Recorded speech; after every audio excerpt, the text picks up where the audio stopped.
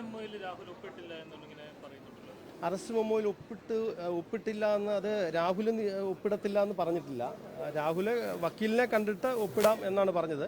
പക്ഷേ അവരതൊരു ഗ്രൗണ്ടായിട്ട് arrest മെമ്മോയിലും arrest രേഖകളിലും ഒക്കെ ഒപ്പിട്ടില്ല എന്ന് രേഖപ്പെടുത്തി. അത് വ്യാജമായിട്ട് രേഖപ്പെടുത്തിയിട്ടുള്ളതാണ്. 15-ാം തീയതി വരെ കസ്റ്റഡി കൊടുത്തിരിക്കുകയാണ്.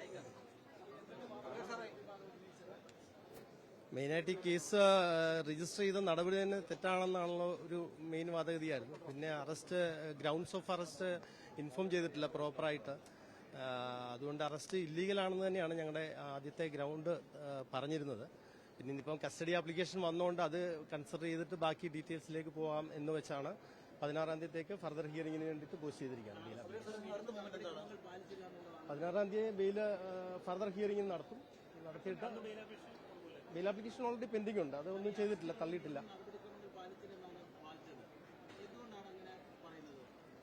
ഗ്രൗണ്ട്സ് ഓഫ് അറസ്റ്റ് പ്രോപ്പറായിട്ട് കമ്മ്യൂണിക്കേറ്റ് ചെയ്തിട്ടില്ല. അതുകൊണ്ട് തന്നെയാണ് അത് അറസ്റ്റ് ഇല്ലീഗലാണെന്നുള്ള ഒരു തർക്കം ഞങ്ങൾ എടുത്തിരിക്കുന്നത്. തീർച്ചയായിട്ടും ഒരു വീഡിയോ കോൺഫറൻസ് വഴി ഒരു കംപ്ലൈന്റ് രജിസ്റ്റർ ചെയ്യുന്നു, കേസ് രജിസ്റ്റർ ചെയ്യുന്നു. അതിനുശേഷം വിത്തിൻ 3 days ആ സൈൻഡ് കംപ്ലൈന്റ് ഹാജരാക്കണമെന്നുണ്ട്.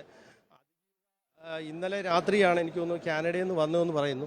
അന്നേരം ആ 3 days ടൈം പീരീഡ് കഴിഞ്ഞു. അന്നേരം registration of crime it self is illegal.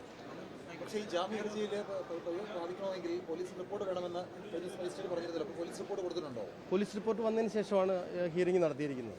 പിന്നെ അവരുടെ കസ്റ്റഡി ആപ്ലിക്കേഷൻ വന്നിരുന്നല്ലോ, അതുകൊണ്ടാണ് കസ്റ്റഡി ആപ്ലിക്കേഷൻ പരിഗണിച്ചത്.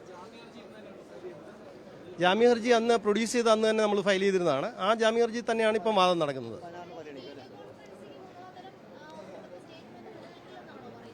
സ്റ്റേറ്റ്മെന്റ് നിലനിൽക്കും, പക്ഷേ അതിന്റെ പ്രൊസീജിയറുണ്ട്. ആ പ്രൊസീജിയർ അനുസരിച്ചുള്ള കാര്യങ്ങൾ ചെയ്തിട്ടില്ല, ഇതുവരെ ചെയ്തിട്ടില്ല.